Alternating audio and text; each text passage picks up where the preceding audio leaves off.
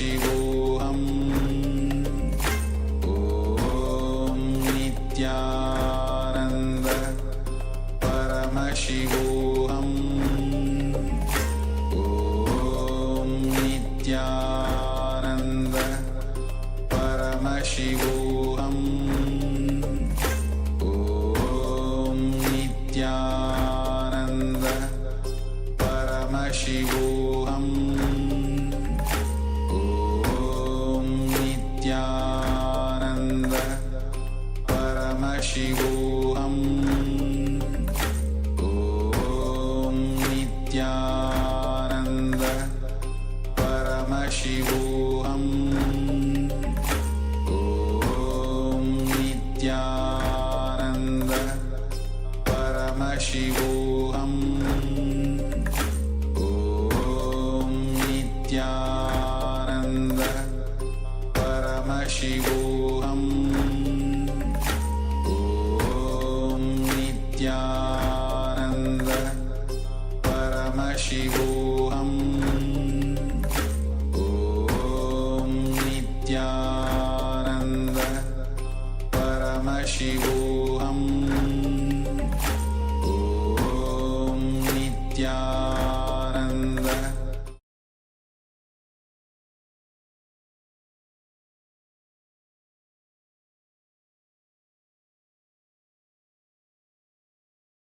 Nityanandam, everyone. Nityanandam. That was such a powerful darshan. Yes. Let us now get ready to manifest the powers of Paramashiva. Yes, I see all the excited participants here, excited faces. I see everyone who are sitting here in the Paramashivoham Level 2 today. Yes, Nityanandam,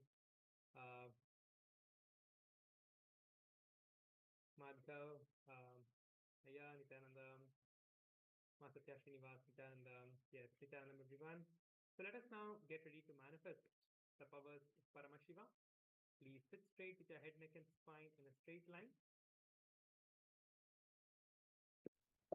Please sit straight now, and let us get ready to manifest the powers. Yes, yes, Ma Satya Srinivas. Yes, please be seated, Ma. Yes, please be seated so we can manifest the power, Ma.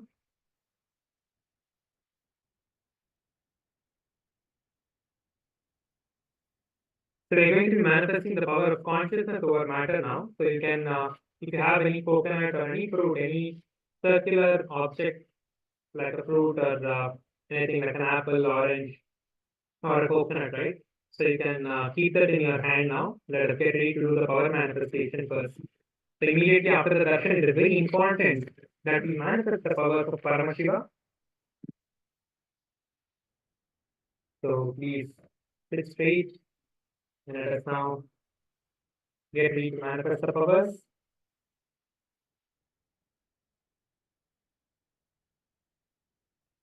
Please get your coconuts or any object that you're using to manifest the power. Keep it on your hand. Please turn on the video camera as well. Please make sure to keep the video camera turned on. In the Zoom and as well for yourself, where you are recording and manifesting the power, so that you can record the manifestation that is happening.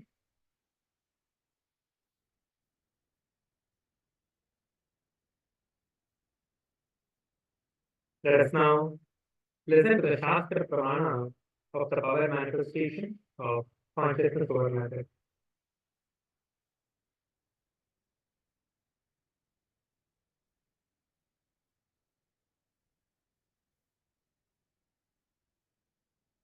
This is from the Vijnana Bhairava Tantra, Dharana 95 and Sutra 120.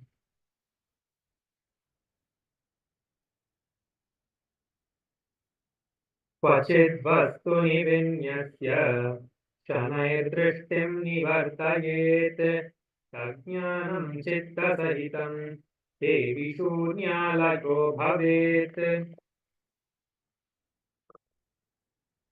Having fixed the translation, having fixed one's eyes on a particular object, which is vastu, one should slowly withdraw sight from that object, as well as slowly eliminate the knowledge of the object along with the thought and impressions of it. Then, O Devi, one abides in Shunya, the stage where there is nothing other than this exists, which is the state of all inclusiveness or infinity. So let us establish ourselves in that space of infinity and manifest the power of consciousness over matter. Moving the coconut on hand with your eyes closed. Please sit straight to the head, neck, and spine in a straight line. And get ready for manifestation. Close your eyes. Visualize Swamiji in your third eye. Keep the coconut on your palm. And let us begin the power manifestation now. So please have the coconut in your hands now. And let us begin the power manifestation. Paramashivoham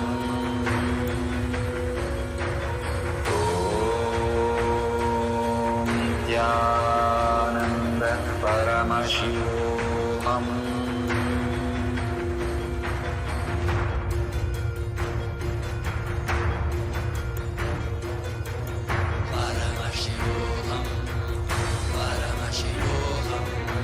Let Paramashiva's third eye manifest in all our third eyes.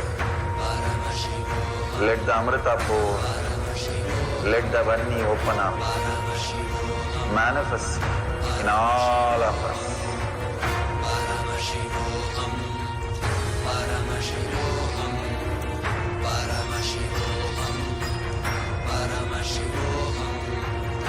Let Paramashiva overflow, manifest the powers in all our third eyes. Om Nityananda Paramashivoham Om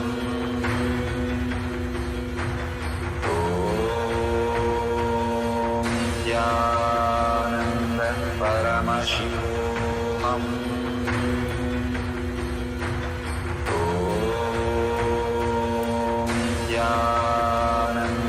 Paramashivoham Om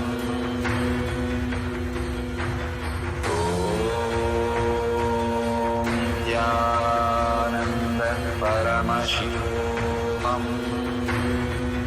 Just instruct to the third eye for the coconut. Nityananda Paramashivoham. You will see the coconut flowing off your hand.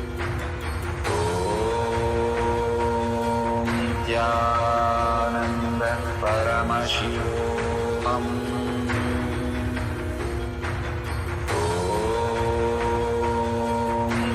Nityananda Paramashivoham Om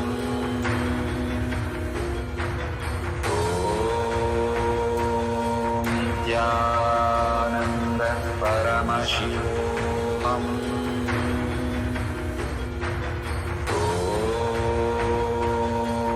Nityananda Paramashivoham Om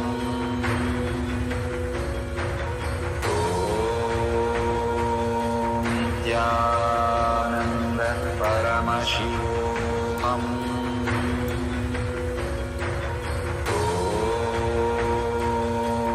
Nityananda Paramashivoham.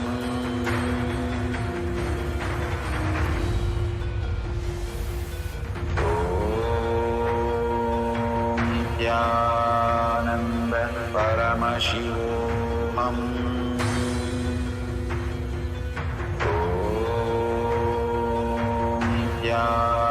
Nityananda Paramashivoham Om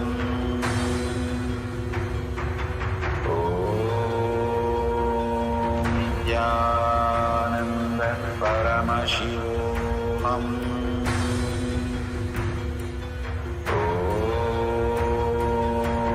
Nityananda Paramashivoham Om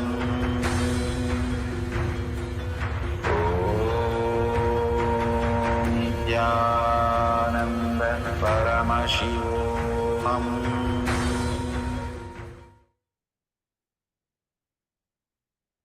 Yes. Now you can relax You have successfully manifested the power of the consciousness over matter now. So please go ahead and put your experiences in the Zoom chat. Dr. Madhav Redaya. Swamiji's blessings, Aya. You, your wife, and the assistant, all of you will be completely healed. Yes. And doing the power manifestation will only heal you more, Aya. So do not worry that you will not be able to do the power manifestation. It is only visualizing Swamiji in your inner space will give you the healing more and more. So do not stop yourself from manifesting the powers or listening to the sessions. So even if you want to rest, you can rest and continue to just play the satsang and listen to Swamiji as you play the satsang. Even if you are resting, just that voice of Swamiji going into you will give you tremendous healing in your inner space. This is for you, your assistant, and as well as your wife. So yes, Aya. If you would like to share anything else also, you can go ahead and share it. Yes. So also I would request all the participants here, Ma Satya Srinivas, Ma Yuan Chang, and everyone else to also please share your experience of how you manifested the power of consciousness over matter, which is the coconut rolling. Please put how you manifested in the Zoom chat.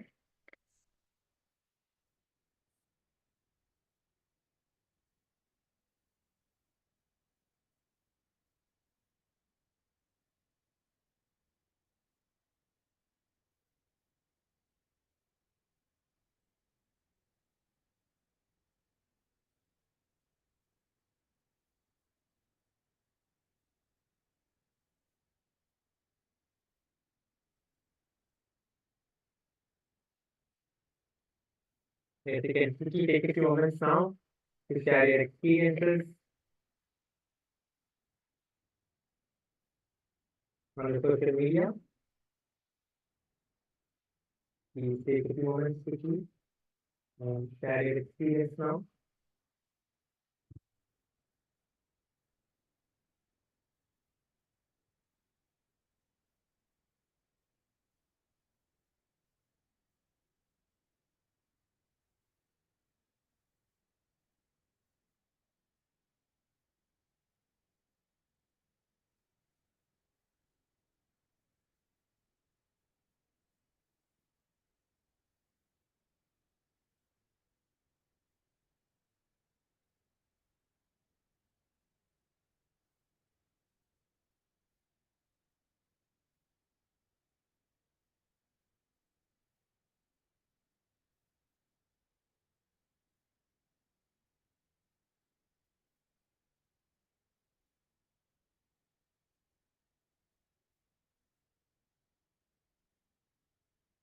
Yes, let's quickly share and be seated for the power manifestation.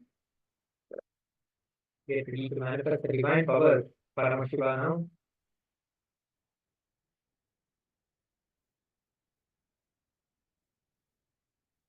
Let's manifest the powers. So let's get ready to manifest higher truths revealed by Swamiji. Let's get ready to listen to them and internalize those truths. Be seated. The head, neck, and spine in a straight line.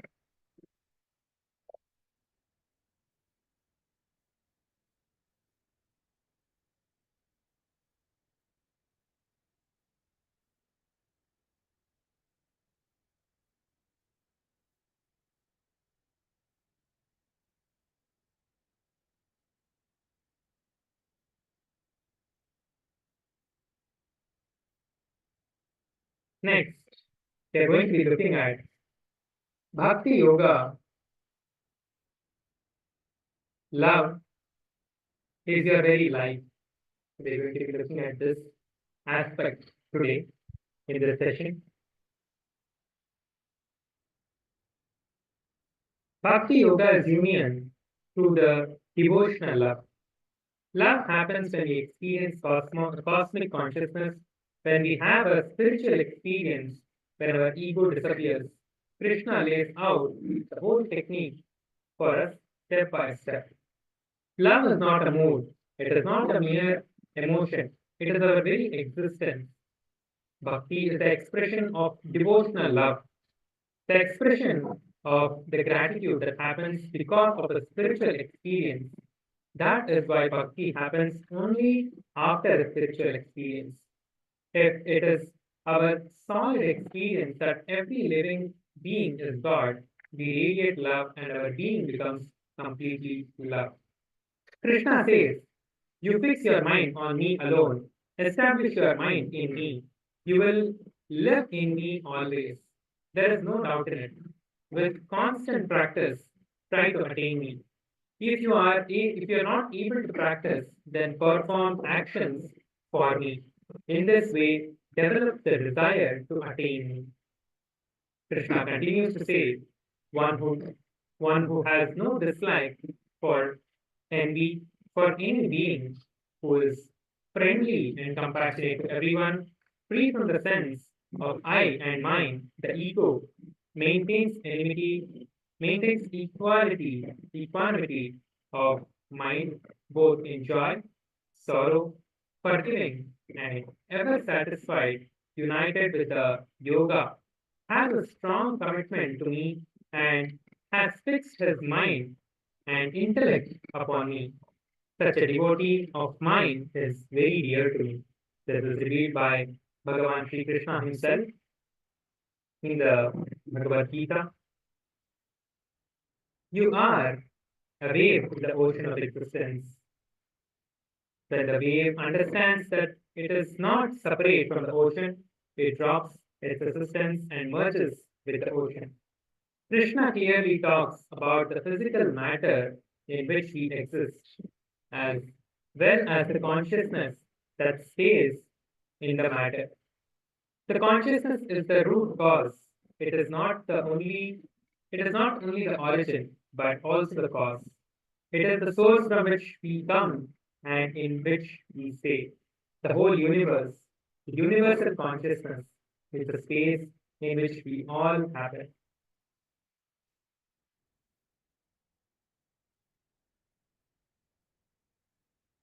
Only our problem is that somehow we have forgotten that our part of the ocean, that we are part of the ocean.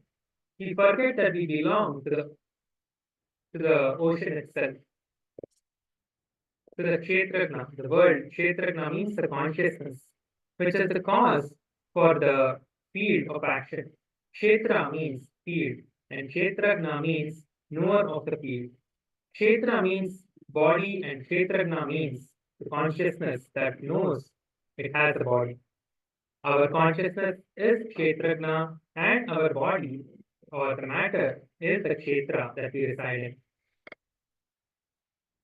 Krishna ends by saying, if we can witness as pure consciousness, we will be liberated from the bondages of body, mind, and achieve the eternal consciousness. Krishna gives a technique to realize the eternal consciousness, witness and be liberated. Understand that all our movements, reactions, and emotions are related to the body-mind system. The way we move our body is a reaction by our body-mind system. Our emotions like anger, laughter, sadness, and happiness are reactions of our mind. All of them are movements created by the body-mind system. When we witness the movements happening in our body system, when we witness the movements happening in our systems, in our body, mind, and system, we separate ourselves from the body-mind system itself. When we watch them like clouds in the sky, when we watch them like a movie on a screen, without getting attached, we see the truth. Even the thought of witnessing our thoughts and our emotions is a thought of that is controlled by our mind. The emotions are controlled by our mind. Even that is our thought and implies that by the mind is still acting. The only thing, only when we go beyond that thought do we experience the eternal consciousness.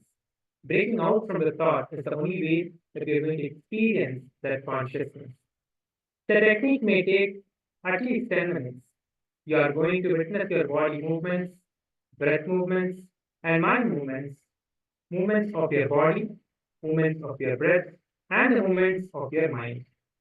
Understand that by inhaling and exhaling, your belly will not be continuously up and down. There will be a slight movement of your belly during your breathing. Witness that movement. Next, watch the flow of your breath during inhaling and exhaling without any attempt to control it. Third, watch your mind. Thoughts will be going on again and again.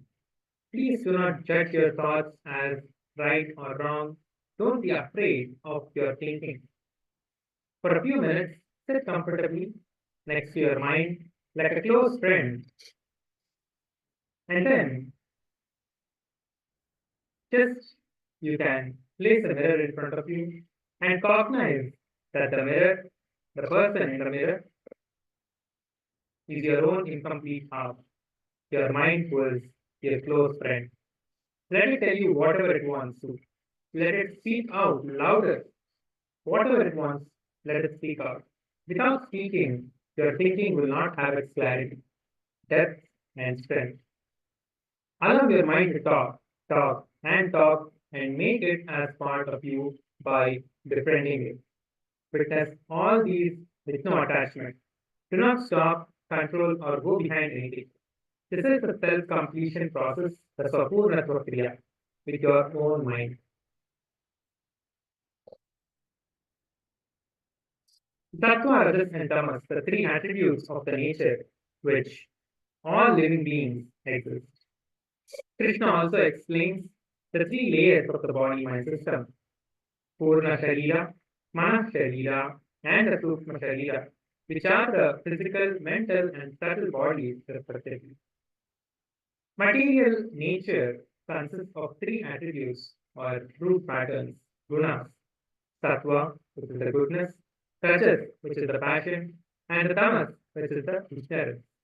Sattva refers to the root patterns and the joys that lead us to bliss, the space of completion. Rajas refers to the patterns, the root patterns that lead us to restlessness, excitement, and to work intensely, making us active and materially productive. Tamas refers to the root patterns that lead us to depression, laziness, and dullness. Those patterns accumulate, arise, and imbalance our cognitions and lead us to depression, which is called the tamas. The level of an animal is the level of instinct, which is the tamas. The level of a man is the level of intellect, which is rajas. The level of a god is the level of intuition, which is the sattva. If we are caught in tamas, we need to move towards rajas. If we are caught in rajas, make the move towards the sattva. If we are caught in sattva, it will automatically lead us to enlightenment itself.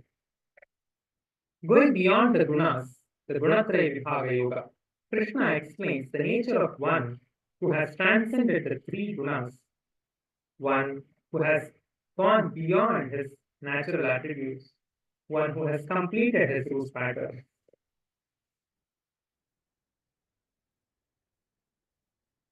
I also request all the participants to ask any questions if you're having. If you're having any questions or if you are having any doubts with this session, please go ahead and put it in the Zoom chat. I'll be answering it towards the end of the session.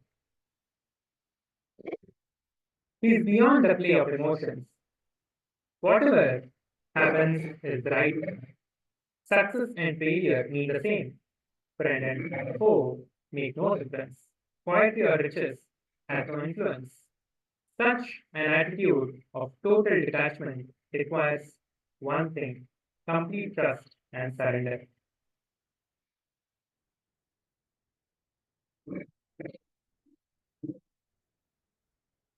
The Purushottama Yoga. No questions, only doubts. Sri Bhagavan Uvacha Urdhvamulamadasyakam Aishvatram Prahuravvyayam Chandam Yatya Parnani Yattam Vedata Vedavit. Words that utter, words that are settled in our inner space, form the bone structure of our life. was expressed or coming out when are alone are the root patterns or samskaras present in the causal body. Our lives resolve around them. If we give conflicting, contradictory words, the bone structure of our life will be a circle put on a square and rectangle, all crooked and perversions. You create a body according to the root thought pattern or samskaras in the causal layer. You are hypnotized to believe that your past has influence over your future. No. Till this moment, if the body is a sinner, in the next moment, he can become a saint. This is till this moment, if somebody is a saint, next moment he can become a sinner. That is the beauty of Mahakala, the time. Those who are free from pride, delusion, and attachment, those who dwell in the self, who are complete with lust, who are free from the dualities of joy and sorrow, not confused, and who know how to surrender to the Supreme Person, attain the eternal consciousness. The ordinary human being, Jiva, Bhuta, is the control of his destiny, and all that nature provides are the paths in our lives, and we choose the path we travel by. We decide the path. What drives us into taking one foot into or another is vasana, the smell that the spirit carries. That is what we carry inside us. It is the subtle imprint of our past actions, the samskaras or the karmas. It is definitive. It is not definitive or predestined. We have a choice. We have the choice to redefine the vasana, the smell, into either stink or a wonderful fragrance. It is in our hands only. It is only your decision whether we wish to travel in the same merry-go-round or decide to break out and walk free is our decision.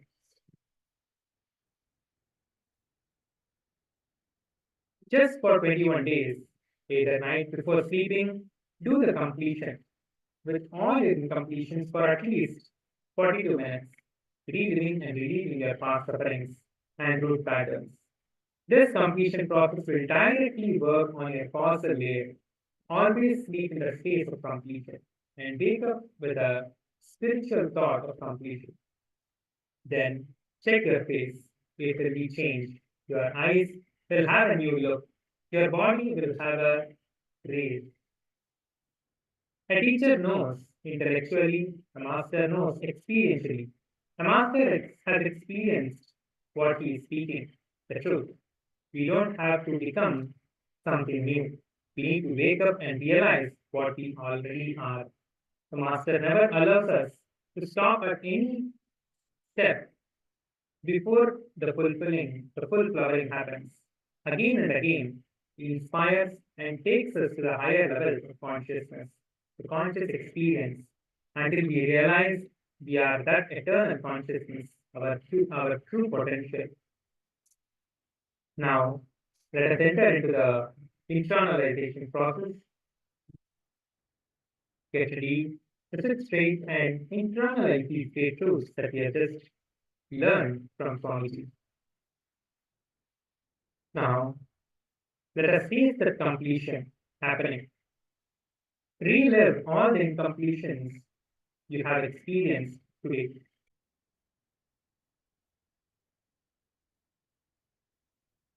Sit. Get your pen and paper, and let us do the internalization process now.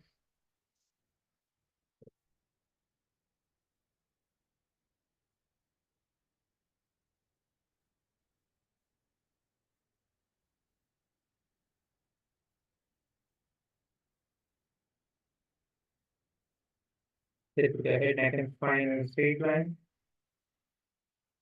Visualize Swamiji and let us enter into the process.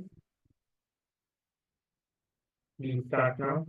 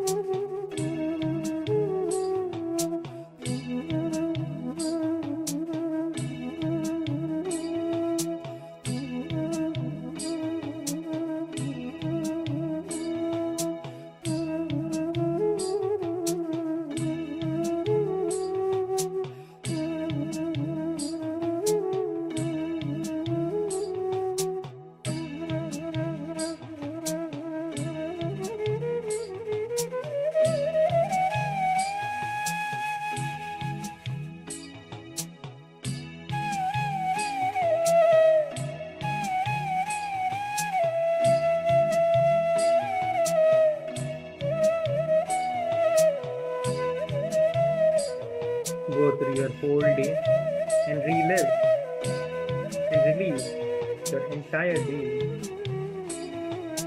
and establish yourself in a space of completion.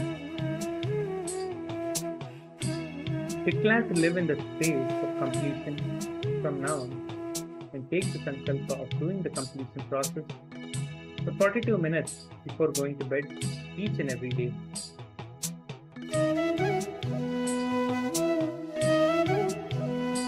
If you miss any day from today onwards, decide to take this process from the first again.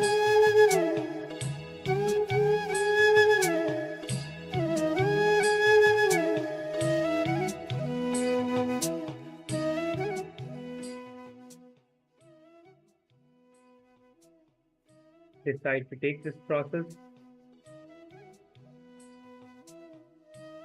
from the first day to miss even one day, and do this sincerely every day from now.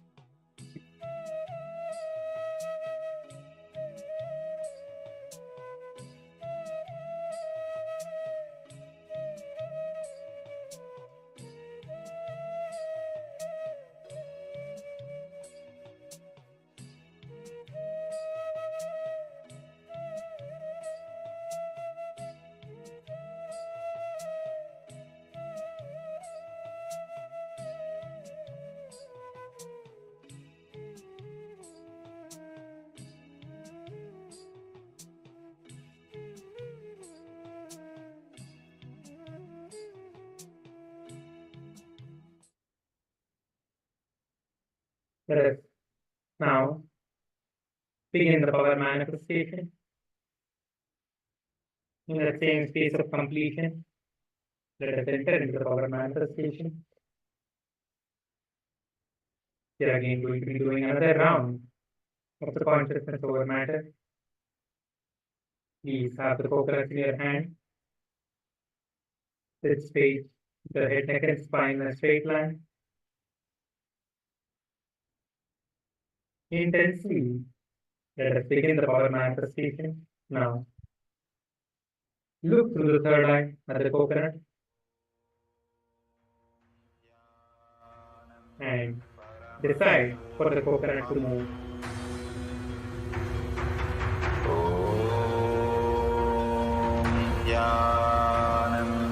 Paramashivoham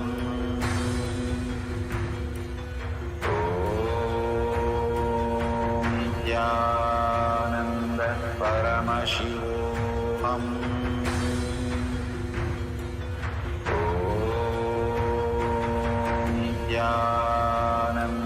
Paramashivoham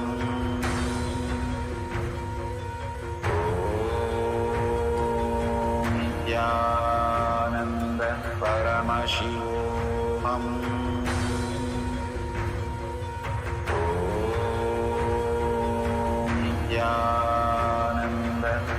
Paramashivoham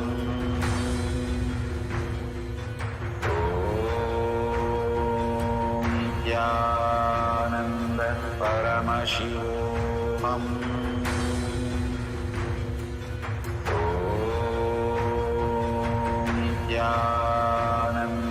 Paramashivoham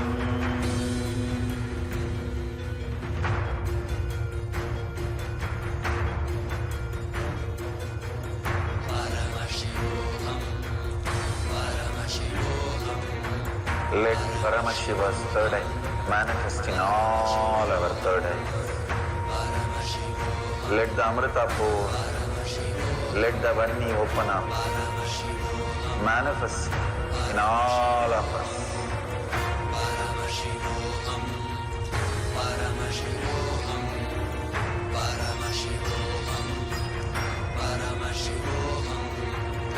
Let Paramashiva overflow, manifest the powers in all our third eyes. Om Jnananda Paramashivoham. Om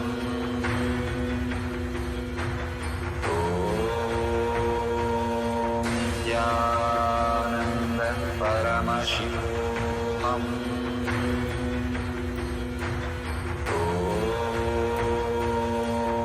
Jnananda Paramashivoham. Om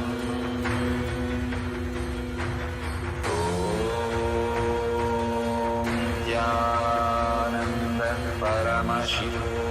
Om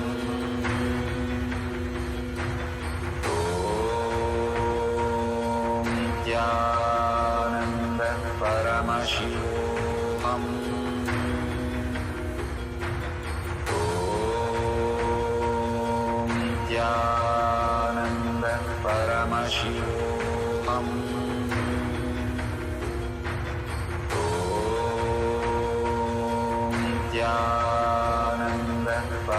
Paramashivoham. Om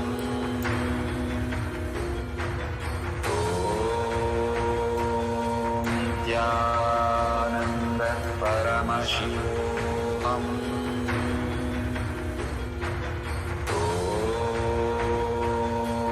Jnananda Paramashivoham. Om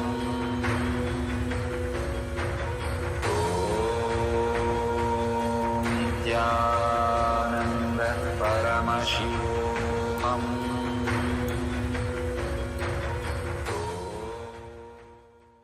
Yes. Now please relax. Yes. Now you can go ahead and post your answers in the Zoom chat. How you manifested the power and what is the power that you manifested now. Please go ahead and share your experience on the Zoom chat. Let's take a few minutes now. Quickly share what you manifested during proper power manifestation and how you manifested the power of the consciousness over matter, the extraordinary power manifestation of Paramashiva, how you manifested the power. Please go ahead and share your experience in the Zoom chat, and if you're watching us on YouTube, please go ahead and share on the YouTube comment. Let's take a few moments now quickly and share your experience with the whole world.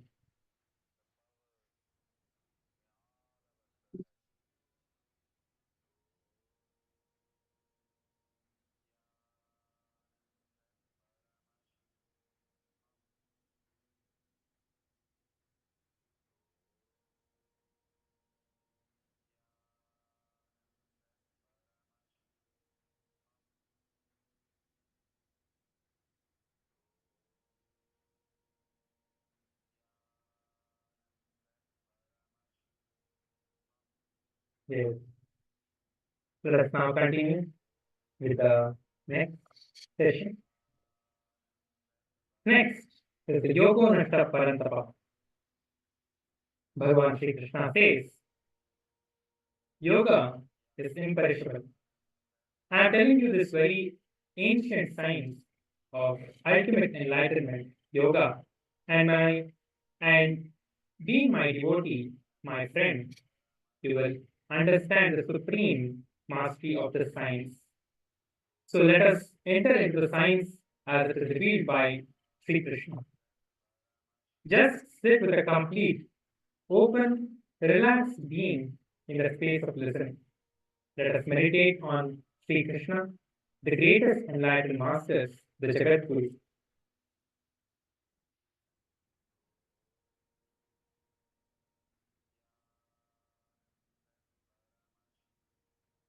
The verse from Bhagavad Gita.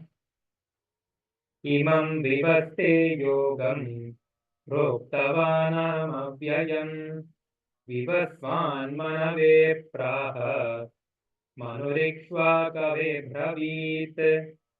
Bhagavan Śrī Kṛṣṇa says, I taught the sun, Vishwan, the imperishable science of yoga, and Vishwan taught Manu, the father of mankind, and Manu in turn taught Ikshvaku, the descendant of Manu. The science of enlightenment is eternal or nitya. It is neither old nor new. Yoga is imperishable as Krishna declares. Abhyayam, anything created out of the space of completions stands eternally. 5,000 years ago, Krishna said, I gave this imperishable knowledge to Surya, the sun god.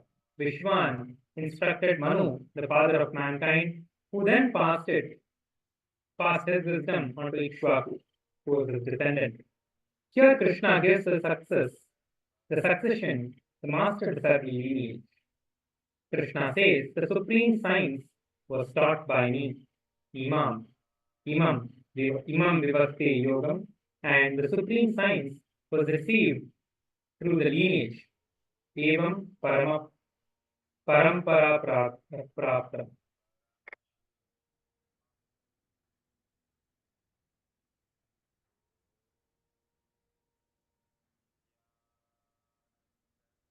Evam Parampara Praptim Rajarshayo Viduhu Sakale Nehamahata Yogo Nashta Parantapa. The science, the supreme science, was thus received through the chain of master-disciple succession, and the saintly kings understood it in that way. In the course of time, the succession was broken, and therefore the science, as it was, appears to have been lost. This is a revelation by Bhagavān Śrī Kṛṣṇa in the Bhagavad Gita, chapter 4, verse 2. When a disciple is not in the space of completion and not ready to listen, naturally the technique becomes ritual. There is only one difference between technique and ritual. When done sincerely, and even an ordinary ritual becomes a great meditation technique. When done without sincerity or understanding, then even that meditation technique becomes a ritual. Even a single unenlightened disciple is enough to destroy the whole science. One who creates the spiritual movement creates it is only out of the energy of enriching with enlightenment, from his love and compassion.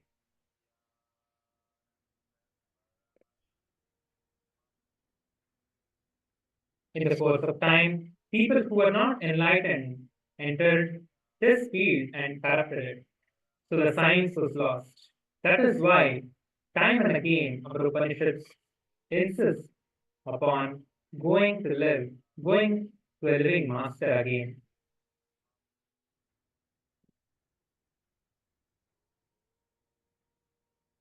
Bhagavad Gita, chapter 4, verse 3. Sa evam mayate dhyayogo prokta puratanaha bhakto simeta cheti rahasyam kyetaduttamam. That ancient science of enlightenment or entering into eternal bliss is to be taught by me to you because you are my devotee, as well as my friend. You will certainly understand the supreme mystery of this science. A disciple of a great master talks about Zen to his followers. An enlightened master comes to him and says, you yourself have not become enlightened. What right do you have to teach others? Out of the ego he says, don't you know, I am the disciple of the great master. The Zen master laughs and says, if you wash the cup in which you had tea, will that water have the same taste as tea? So, if a person is just a successor, it is dangerous. He carries just a book and not the knowledge. Our Vedic masters transmitted the truths through the oral tradition. The disciple sits in the Upanishad at the feet of the master, the Guru. Upanishad means sitting with the master in that space of listening. Upanishad is nothing but a master who gets into a space and lets the disciple sit and mirror the neuron activities in their brain. Here Krishna uses the word Rajarshayu Viduhu. Rajarshayu Viduhu. Meaning, this science is given to kingly saints, to kings and enlightened masters, not just to any saint. Only they can preserve that science as it is. Only a rich man who has seen the outer world, enjoyed the material wealth, can realize its emptiness and enter the inner world.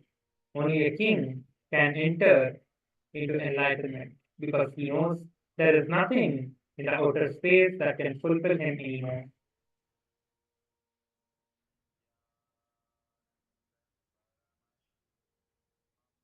Now, let us enter into the internalization exercise. Contemplate on this story for some time and write your clicks and your understanding about it. You can take a few minutes now. I'll repeat the story. A disciple of a great master talks about Zen to his followers. An enlightened master comes to him and says, "You yourself have not become enlightened. What right do you have to teach? What right do you have to teach others?" Out of the ego, he says, "Don't you know? I am the disciple of the great master." The Zen master laughs and says, "If you wash the cup in which you had tea, will that water have the same taste as tea?" So if a person is just a successor, it is dangerous. He carries just a book and not the knowledge itself. So now, let us write our understandings from the story. I'm going to be projecting the story first to have a better understanding. You can read the story once yourself as well. And write your understanding and the clicks that you have understood from this story. Please begin. For the next few minutes, take a few minutes to write down your understandings about this.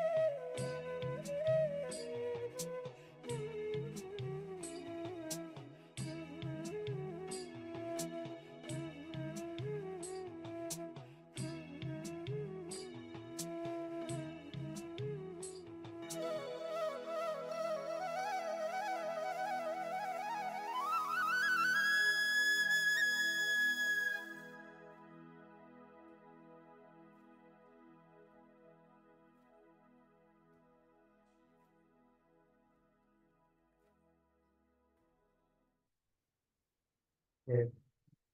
Now you can relax.